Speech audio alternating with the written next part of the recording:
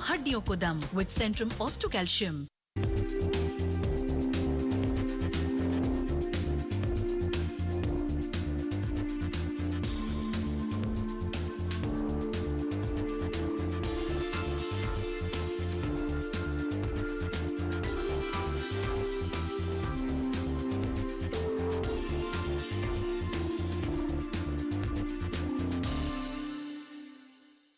आदाब नाजरीन, youth forum का और एक शुमारा लेकर हम आपकी खिदमत में हाजिर। मैं आपकी मेज़बान उर्वत अलवस्का। नाजरीन, कुदरत ने हमें कई सारे वसाइल फराहम किए हैं, कई सारी नेमतों से हमें कुदरत ने नवाजा है।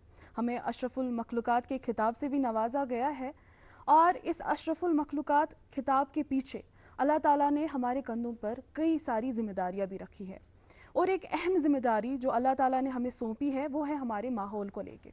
नाज़रीन, हम अपनी कोताहियों और हम अपनी कमज़ोरियों की वजह से, अपनी लापरवाही की वजह से अपने माहौल को गंदा कर लेते हैं या अपने माहौलियाती निज़ाम को इतना दरहम बरहम कर लेते हैं कि उसका सीधे असर हमारी ज़िंदगियों पर भी पड़ता है। इस बीच ज़रूरी है कि जो हमारा नौजवान है या हमारा तालिब इल्म है वो होशियार हो, उसके पास इल्म हो कि वो किस तरीके से इस एनवायरमेंटल क्राइसिस में अपने आप को इस तरीके से कैपेबल बना सकता है या कौन से इकदामात उठा सकता है कि वो इस माहौलियाती आलूदगी को जो हम आलमी सतह पर एनवायरमेंटल क्राइसिस देख रहे हैं, क्लाइमेटिक चेंज देख रहे हैं, इसको कर्ब करने के लिए एक्शन ले सके।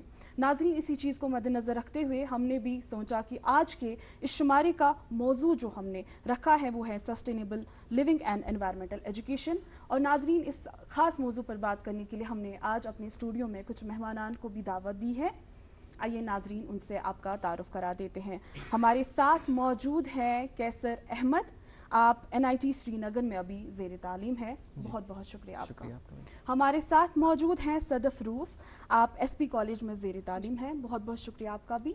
हमारे साथ नाज़रीन और एक दोस्त भी जुड़े हैं, आइए उनसे भी आपका तारुफ करा देते हैं। हमारे साथ मौजूद हैं जहांगीर मोहिद्दीन, आप पब्लिक एडमिनिस्ट्रेशन के स्टूडेंट हैं। आप सब मेहमानान का बहुत बहुत इस्तकबाल। चूँकि ये एक अहम मौजू है तो बगैर देरी के हम सीधे कैसर आपकी तरफ रुख करेंगे। चूँकि आप एक NIT के भी स्टूडेंट हैं, उस स्पेसिफिक चीज़ें भी आपसे जानने की कोशिश करेंगे टेक्नोलॉजी को रिलेटेड, लेकिन एक अपने इस डिस्कशन को एक शुरुआत देने के लिए आपसे जानना चाहेंगे कि बेसिक चीज़ जब हम सस्टेनेबिलिटी का नाम लेते हैं या सस्टेनेबल लिविंग कहते हैं, तो सस्टेनेबल लिविंग हमारे ऑडियंस के लिए आप हमें समझाइए कि सस्टेनेबल लिविंग आखिर है क्या? जी, सस्टेनेबिलिटी जो टर्म है हमारी, इसका मतलब है कि हम अपने रिसोर्सेज जो हमारे पास अवेलेबल है उनका इस्तेमाल इस तरह से करें कि अपनी ज़रूरियात तो पूरी करें ही, लेकिन साथ ही साथ जो हमारी आने वाली जनरेशन है उनका भी हम ख्याल रखें। जैसे कि इसमें 3 टर्म्स रिड्यूस, रीयूज़ और रिसाइकल आता है। तो रिड्यूस का मतलब होता है कि आपको रिसोर्सेज का जो इस्तेमाल है कम से कम इस्तेमाल करना है ताकि आपकी ज़रूरियात पूरी हो सके। फिर रीयूज़ का मतलब है कि आप बार बार उस चीज़ को इस्तेमाल करें, उसको ज़ाया ना होने दें। और रिसाइकल का मतलब है कि आप एक बार जब चीज़ ख़राब हो गया उसको रिसाइकल करवाएं ताकि वो वापस से एक नए प्रोडक्ट में इस्तेमाल हो सके। जी, आपको लगता है कि जब हम रिड्यूस, रीयूज़ और रिसाइकल, एक एनवायरमेंटल एजुकेशन की अगर इस चीज़ की बात करें तो बचपन से ही हमें ये चीज़, आपको लगता है कि इस बेसिक चीज़ को हम अच्छे से समझते हैं, अपनी ज़िंदगी में अपनाते हैं? जी, मेरे हिसाब से तो नहीं, क्योंकि अगर ऐसा होता तो आज हमारे एनवायरनमेंट में इतनी आलूदगी नहीं होती। बेसिकली हम लोगों को पहले समझना है कि हमारे पास रिसोर्सेज जो है वो किस किस किस्म के हैं। ब्रॉडली हम लोग 2 हिस्सों में डिवाइड करते हैं अपने रिसोर्सेज को। एक होता है एग्जॉस्टेबल रिसोर्स, एक होता है इनएग्जॉस्टेबल रिसोर्स। एग्जॉस्टेबल रिसोर्स वो होता है जिसकी क्वांटिटी जो हमारे पास अवेलेबल है वो फिक्स्ड है, वो बढ़ नहीं सकती है। और हमारे इनएग्जॉस्टेबल जो रिसोर्सेज होते हैं वो ऐसे होते हैं कि जो कभी ख़त्म नहीं हो सकते हमारे अर्थ पे जो हमारे पास अवेलेबल है। तो एग्जॉस्टेबल जो रिसोर्स है वो फर्दर हम डिवाइड करते हैं 2 हिस्सों में। एक होता है रिन्यूएबल, एक होता है नॉन रिन्यूएबल। रिन्यूएबल होता है जिसके पास कैपेसिटी होती है कि वो जनरेट कर सके अपने आप को वापस, और एग्जैक्टली। और जो नॉन रिन्यूएबल होते हैं उनके पास कैपेसिटी हो सकती है जनरेट होने की, बट लाइफ स्पैन जो ह्यूमन का है उससे कम होती है उनकी स्पीड रीजनरेट करने की। तो अगर हमें इस चीज़ का आइडिया होगा उससे हमें समझ आएगा कि हमें किस रिसोर्स को किस रेट पे इस्तेमाल करना है। तो बेसिक आइडिया हमें उस चीज़ का होना चाहिए। जैसे कि एग्जांपल्स हम समझ सकते हैं कि पानी है हमारे पास, ऐसे तो सारे बोलते हैं कि 70% जो हमारा अर्थ है वो पानी से बना हुआ है, बट फ्रेश जो हमारे पास वाटर है खाली 1% अवेलेबल है। तो उस 1% अवेलेबिलिटी को अगर हम देखते हैं तो उस हिसाब से हम उसको इनएग्जॉस्टेबल नहीं समझ सकते, हम उसको एग्जॉस्टेबल समझना है। एज जो हमारी जम्मू एंड कश्मीर स्टेट है, हम लोग खुशकिस्मत है कि फॉर्चुनेट है कि हमारे पास इतना फ्रेश वाटर जो है वो अवेलेबल है। तो हमें इंश्योर करना है कि हम उसकी प्रॉपर यूटिलाइजेशन करें। तो जो हमारा ड्रेनेज सिस्टम आज हम बात करते हैं وہ موسٹلی جو ہے وہ ہماری فریش واٹر باڈیز میں جاتا ہے, تو وہ ہم سمجھ سکتے ہیں کہ ہم لوگ اپنے ریسورسز کا اچھا استعمال نہیں کر رہے ہیں. تو یہ کچھ ایریاز ہے جہاں پہ ہمیں فوکس کرنا ہے, اور اس کے ساتھ ساتھ ہم آگے بھی بات کریں گے کس کس چیز میں. جی بالکل, اور بھی چیزیں آپ سے جاننے کی کوشش کریں گے, لیکن اس سے پہلے صدف آپ کی طرف رخ کریں گے چونکہ آپ جیولوجی اسٹوڈنٹ ہیں. آپ سے جاننے کی کوشش کریں گے, جب ہم منرل ایکسٹریکشن کی بات کرتے ہیں تو ہم دیکھتے ہیں چاہے انڈیا کی بات ہو یا چاہے پرٹیکولرلی جموں اینڈ کشمیر کی بات ہو, تو یہاں بھی انلیگل مائننگ ہوتی ہے, یا اس طریقے سے ان ریسورسز کو, ان منرلز کو ایکسٹریکٹ کیا جاتا ہے کہ ایک بیلنس نہیں رکھی جاتی ہے. تو آپ کو کیا لگتا ہے ایز جیولوجی اسٹوڈنٹ کہ اس کا کیا امپیکٹ ہمارے ماحول پر پڑ سکتا ہے؟ دیکھیے, سب سے پہلی بات جو انلیگل مائننگ ہے اس کو انلیگل نام ہی اس لیے پڑا کیونکہ وہ آپ انلیگل وے میں کر رہے ہیں, انلیگل چیز کی کر رہے ہیں. تو what you have to do is there کہ سب سے پہلے ہمیں وہ منیمائز کرنی ہے. ٹھیک, دوسری چیز انلیگل مائننگ کیوں اس کو نام دیا گیا, دیٹ مینس اس سے کہیں نہ کہیں افیکٹ ہونے والا ہے. کس پہ اب افیکٹ پڑے گا؟ ایک تو انوائرمنٹ پہ بھی, اور پیپل ایسوسیٹڈ سراؤنڈنگ میں جو بھی ہوں گے. تو ایک تو وہ چیز. دوسری چیز, جب ہم منرل ایکسٹریکٹ کر رہے ہوتے ہیں, we are looking for the economy. Okay, we are gonna export this, ہم اس کو ایکسپورٹ کریں گے تو اس کے بعد یہ پھر اکانومی ہو گئی. لیکن ہم یہ نہیں دیکھ رہے کہ ہمارا جو منرل ہے ہم کس کوانٹٹی سے نکال رہے ہیں, اور پھر اس کو واپس ایز دے سیڈ کہ ری جنریٹ ہونے میں کتنا ٹائم لگے گا, اور ہمارے پاس اویلیبل ہے, لیکن کیا ہماری فیوچر جنریشن اس نیڈ کو مطلب میٹ کر پائے گی یا نہیں کر پائے گی. تو اسی لیے there are acts, there are provisions, there are laws جو بنائے گئے کہ اسپیسیفک مشینس یوز کی جائے گی اسپیسیفک پلیسز پہ, اور specific amount of mineral extract کیا جائے گا, کس پیریڈ آف ٹائم میں ایکسٹریکٹ کیا جائے گا, میٹیگیشن لیا جاتا ہے, پریکاشنس لیے جاتے ہیں, اس کے بعد یہ سب ہو جاتا ہے. جہانگیر, آپ ہمیں بتائیے, چونکہ آپ پبلک ایڈمنسٹریشن پڑھ رہے ہیں, آپ سے جاننا چاہیں گے ایک ایڈمنسٹریٹر, ایز این ایڈمنسٹریٹر کل کو آپ ہمیں بتائیے کہ کس طریقے کی چیزیں آپ کو لگتا ہے کہ ایز اسٹوڈنٹ ابھی آپ کو لگتا ہے کہ امپلیمنٹ ہونے کی ضرورت ہے, یا اگر آپ کو لگتا ہے کہ کہیں پہ ہماری سوسائٹی میں, ہماری ایڈمنسٹریشن میں وہ ایک لوپ ہول ابھی جو آپ کو دکھ رہا ہو. Before beginning, let me first thank DD Kashir for inviting us and providing us with this opportunity to participate in such an important discussion. تو یہ جو ڈسکشن ہے, جو یہ موضوع ہے, میں سمجھتا ہوں کہ اس میں ایک دو چیزیں ایسے ہیں جن کو سمجھنا بہت ضروری ہے. میں چاہتا ہوں کہ میں وہ آپ کے ساتھ شیئر کروں. اصل مسئلہ یہ ہے کہ انسان اس نیچر کو کیسے دیکھتا ہے. جو یہ ہیومن ریس ہے یہ اس نیچر کو کیسے دیکھتی ہے, وہی پھر ڈٹرمن کرے گا کہ ہمارا برتاؤ نیچر کے ساتھ کیا ہے, اور اس دنیا کی ڈیسٹینی کیا ہوگی. اس سب کا دار و مدار اسی بات پہ ہے کہ انسان اس نیچر کو کس نظریہ سے دیکھتا ہے. کیونکہ آپ کو پتا ہوگا کہ جب پہلے سائنس اینڈ ٹیکنالوجی آئی تو انسان یہ سمجھتا تھا کہ نیچر الگ چیز ہے, سائنس اینڈ ٹیکنالوجی اور میں الگ چیز ہوں. اور اس کے بعد کیا ہوا کہ جب انوائرمنٹ بیسڈ نالج, جب ارتھ بیسڈ نالج, اور جب بایو ڈائیورسٹی بیسڈ نالج ہمارے پاس آئی, تو ہمیں یہ پتہ چلا کہ نیچر اور انسان ایک ہی ہے. انسان نیچر سے ہی آیا ہے اور نیچر کی طرف ہی واپس جانا ہے. جب انسان کے ذہن میں آپ کو ایک ایگزامپل دیتا ہوں. ایک مشہور فلاسفر ہے, اس کا نام ہے سید حسین نصر. اس نے ایک مشہور کتاب لکھی ہے مین اینڈ نیچر. اس میں وہ سمجھانے کی کوشش کرتا ہے کہ انسان کا نظریہ جب تک نیچر کے تئیں چینج نہیں ہوگا تو یہ پارشل اور پیچ سولوشنز ہمیں کوئی فائدہ نہیں دے سکتے. مثال کے طور پر ہم سمجھتے ہیں کہ ہم گاڑی کا انجن چینج کریں گے, وہ دھواں کم چھوڑے گی. ہم ڈسٹ بن یوز, وہی گھسی پٹی ہوئی باتیں. لیکن یہ بھی اہم ہے, لیکن یہ پیچ سولوشنز ہے, یہ پارشل سپرفیشل لیول پہ ہم چیزوں کو دیکھتے ہیں. لیکن جب تک ایک انسان کا نظریہ چینج نہیں ہوگا, دیکھو اگر آپ ٹرائبل لوگوں کی بات کرو گے, جو ٹریڈیشنل لوگ ہیں, جو جنگلوں میں رہتے ہیں, ان میں سے تو بہت سارے لوگ پیڑ پودوں کی پوجا کرتے ہیں. جب تک اس میں سیکرڈ ایلیمنٹ داخل نہ ہو, اس نیچر میں جب تک سیکرڈ ایلیمنٹ داخل نہ ہو, تب تک ہمارا نظریہ نیچر کے تئیں چینج نہیں ہو سکتا ہے. کیونکہ ہم دیکھتے ہیں کہ جو انسان کا نظریہ ہے, انسان کا نظریہ ابھی یہی ہے کہ نیچر ایک الگ چیز ہے اور ہم الگ چیز ہے. جب تک یہ رہے گا ایک انسان میں، جب تک انسان میں فکر نہ آ جائے گی کہ نیچر اور انسان یہ ایک ہی ہے اور ہم نیچر سے آئے ہیں اور نیچر ہم سے آئے ہیں، جب تک یہ فکر ایک انسان میں نہ آ جائے گی، یہ پارشل سولوشنز، پیچ سولوشنز، وہی گھسی پٹی ہوئی باتیں، ریڈیوس، ریسائیکل، ریوز، یہ اہم ہے. ڈسٹ بن ہمیں یوز کرنے ہیں. اگر آپ الیکٹریسٹی کی بات کرتے ہیں، جب میں آپ کو ایگزامپل دیتا ہوں کہ ایک انسان کا نظریہ کیا ہے نیچر کے متعلق. اگر آپ ڈے لائٹ میں ہم الیکٹریسٹی استعمال نہیں کر سکتے ہیں، جب ہم استعمال کرتے ہیں، جب ہم کسی بندے سے پوچھتے ہیں آپ نے الیکٹریسٹی کو آن کیوں رکھا ہے، اس کا جواب دیکھو کیا ہوتا ہے. اس کا جواب یہ ہوتا ہے میں فیس بھرتا ہوں، 1000 روپیہ دیتا ہوں، 2000 روپیہ دیتا ہوں، 3000 روپیہ دیتا ہوں. یہ نظریہ ہے ایک انسان کا نیچر کے متعلق. جب تک بقول سید حسین نصر، جب تک یہ نظریہ چینج نہیں، پہلے ہمیں نظریہ چینج کرنا ہے، فکر چینج کرنی ہے. جب فکر چینج ہو جائے گی تو آٹومیٹکلی ہمیں پھر محنت زیادہ نہیں کرنی ہے. ہمیں پھر ڈسٹ بن ہر گلی میں نہیں رکھنے ہیں.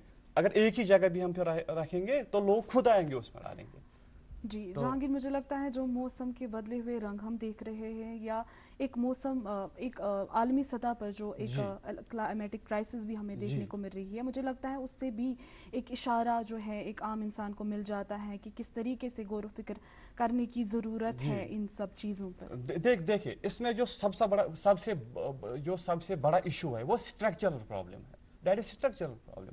جو بڑی بڑی کارپوریشنز ہیں، جو بڑے بڑے نیشن اسٹیٹس ہیں، پہاڑ کاٹے جاتے ہیں، فارسٹ کاٹے جاتے ہیں، اور جب تک یہ ڈیولپمنٹ سسٹینیبل نہ ہو تب تک جو بھی ہمارا نظریہ ہے کہ ڈیولپمنٹ کا مطلب شاید یہی ہے کہ ہم پہاڑ کو تراشے، پہاڑ کو کاٹے، جنگلات کو کاٹے، بڑی بڑی فیکٹریز بنائے، اور اس کے بعد شاید ڈیولپمنٹ جو آپ نے ابتدا میں ہی بولا کہ پہلے ہمیں یہی کنسیپٹ تھا کہ ڈیولپمنٹ روڈ بنانے، فارسٹس کو کاٹنا، ہمیں فیکٹریز بنانا. لیکن جب تک اس میں سسٹینیبل ڈیولپمنٹ نہ ہو، اور ہم دیکھتے ہیں کہ جو اسٹرکچرل پرابلم ہے، اسٹرکچرل پرابلم دنیا میں سب سے بڑی پرابلم ہے انوائرمنٹ کے حوالے سے. جو آپ دیکھ رہے ہو کہ ورلڈ وائڈ کلائمیٹ چینج ہو رہا ہے. پہلے ہم بولتے تھے کہ پانی ہمارے پاس بہت زیادہ ہے، آج دیکھو کہ گلیشیئرز کا حال کیا ہے. اور اس کے بعد دیکھو کہ اب جو ڈرنکنگ واٹر ہے وہ بھی بہت ڈکریز ہوا ہے، کیونکہ پانی جتنا بھی ہے اب وہ گندا ہو چکا ہے. یہ جو اسٹرکچرل ایشو ہے، اسٹرکچرل پرابلم ہے. آپ نے مجھے سوال کیا تھا کہ بحثیت ایڈمنسٹریشن، تو ایڈمنسٹریشن میں سب سے بڑے پہلے ہمیں یہی سوچنا ہے کہ جو اسٹرکچرل ایشوز ہے، جو اسٹرکچرل پرابلم ہے، ان کو ہم کیسے سالو کریں.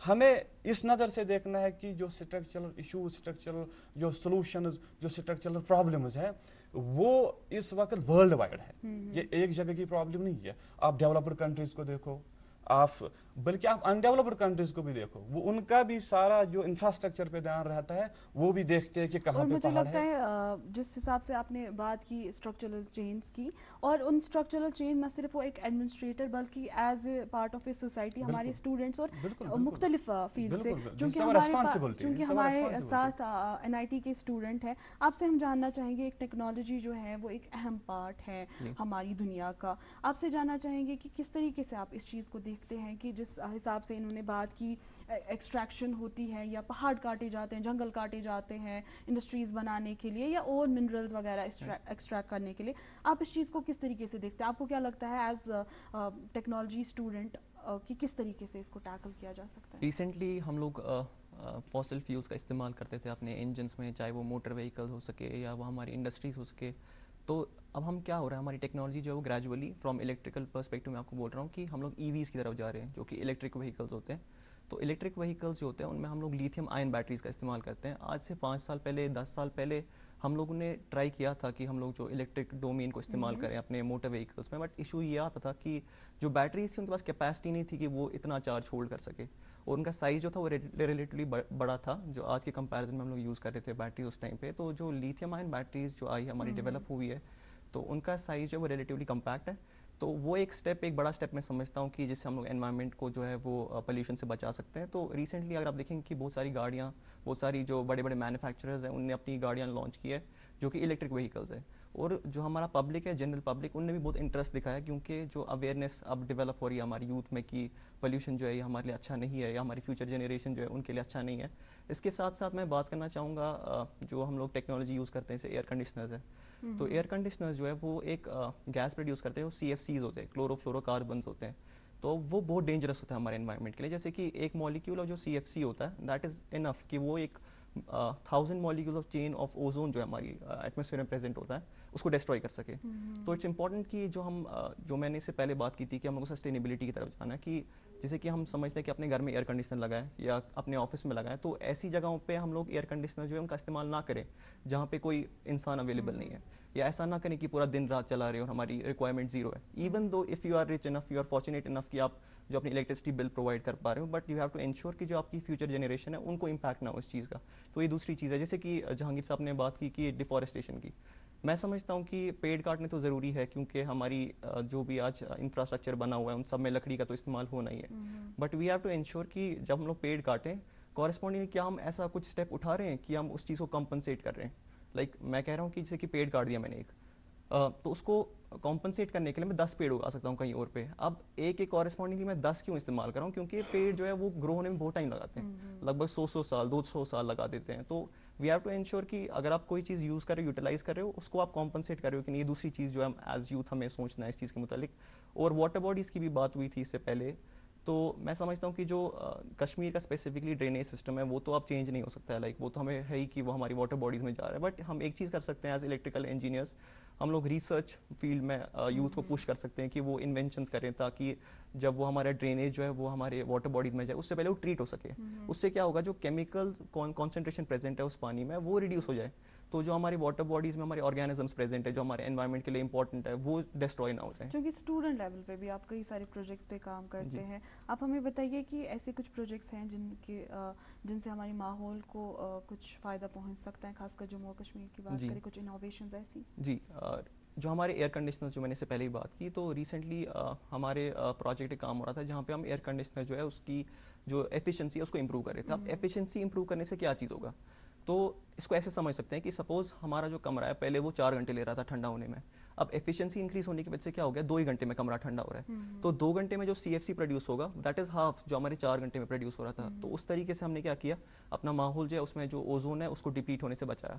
اور اوزون میں ہمیں ایک چیز سمجھنا ہے کہ ایون تو ہم نے اپنے اوزون لیئر جو ہے اس کو بہت نقصان پہنچایا ابھی تک, بٹ ریسنٹ اسٹڈیز جو ہماری ہوئی تھی جب ہمارا کووڈ-19 ہوا تھا اس ٹائم پہ کیا ہوا تھا کہ موسٹلی ہمارے آفس شٹ ڈاؤن تھے, تو اس ٹائم پہ جو پروڈکشن آف CFCs تھا وہ ریلیٹیولی لوور تھا.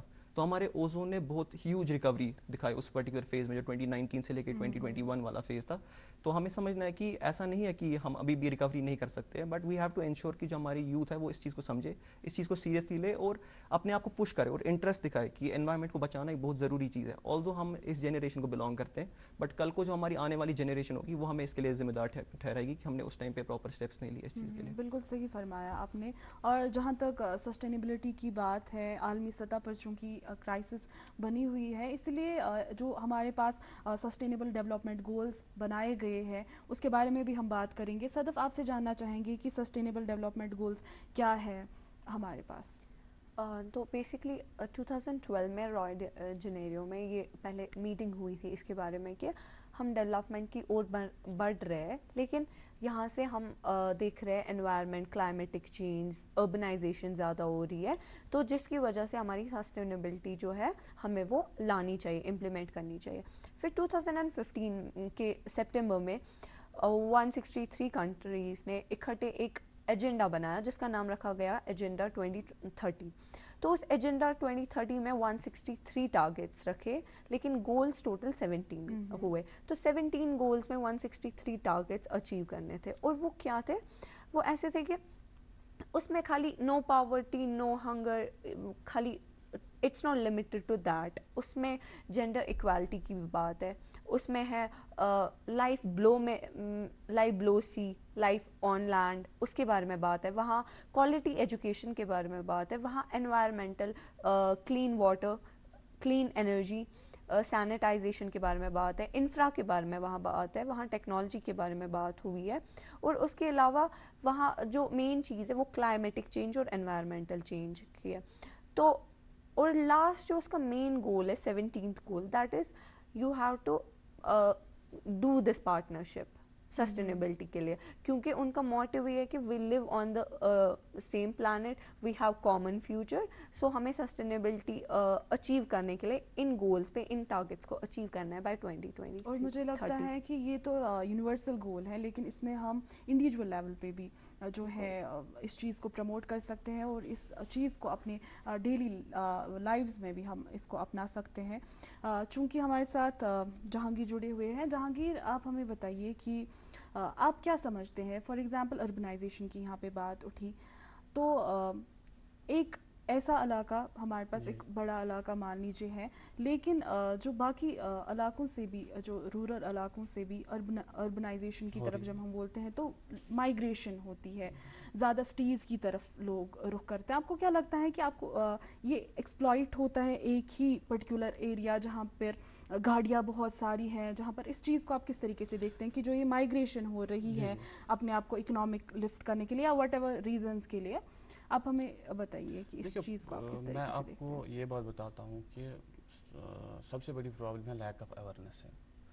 تو انسان یہ سمجھتا ہے کہ یہ نیچر استعمال کرنے کی چیز ہے، اور جب انسان کے ذہن میں یہ آتا ہے کہ یہ استعمال کرنے کی چیز ہے تو وہ ایک وحشی درندہ بن جاتا ہے، اور سائنس اینڈ ٹیکنالوجی کے نام پہ ایکسپلائٹیشن آف انوائرمنٹ کرتا ہے.